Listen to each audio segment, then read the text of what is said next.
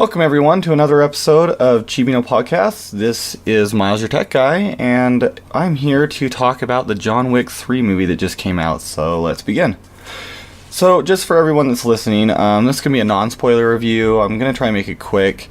The movie to me was amazing. The scores for critics and everything, I think it's sitting around like an 89% for critics and a 94% for users on like Rotten Tomatoes right now. That's about in line with what I feel. I think I probably give it about a 9.5. I think this is actually my favorite John Wick movie, actually. Not so much, I don't think it was the best story plot-wise. I still think the first one holds best on that. But just overall good time and what I enjoy from going to see movies. This is one I want to go see again. Definitely want to buy it day one on Blu-ray. It was really, really, really good. So, again, not getting into spoiler territories, but pretty much with it starting out with John Wick having only a few minutes until his hour that he is given, until the bounty goes on his head for $14 million. It's really cool how it starts off. It really got me in anxiety. There's a fight scene that was really cool in it that it kind of reminded me of some of the Bourne stuff when he's like punching a guy with the, I think it was like a phone book in the Bourne movies. Anyway, there's a really cool fight scene with a book that John Wick was able to do in this, and it was a really cool fight scene. It was like one of my favorite fight scenes in the whole show. And what I liked about this movie was their fight scenes were, you always kind of worry sometimes with the action movies, like, okay, we've seen this before, what are you going to surprise us with, right?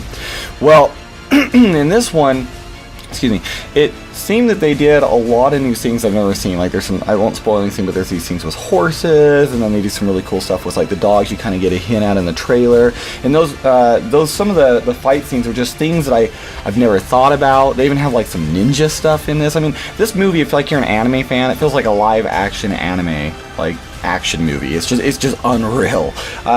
I love these movies, and they just have a lot of freshness and new takes on like action and fight scenes. The choreograph was very good. I thought Keanu did a really good job with everything. Halle Berry's character was a surprise too to me. She was a very, very cool character. I wasn't sure at first, but she sold me at the end. And she does this trick with one of her dogs that kind of like does like a, I don't want to spoil it, I guess, but she does a trick where like her and the dog work together and make like a jump kind of higher to attack a guy, and it's and that was one of my favorite moments of one of the fight scenes as well. I mean, but anyway, other than that, the story moves along pretty cool, and it doesn't seem like there's like one main villain until kind of near the end, where you kind of see if they were to continue the show where it's gonna go, and all the different like things that they did to John Wick to make him, he's not like perfect, right? Like, he's supposed to be this boogeyman, like the best of the best of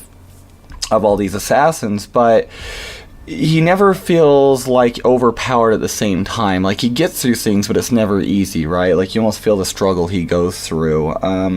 They do some really cool things to kind of sum up 1 and 2 into 3, where they kind of talk a little bit more about his wife and him leaving the organization and what he's going to do next. And then there's some betrayals and stuff that happen in the movie. And I just thought it was really well done. By the end, the action scene was it just goes on forever, and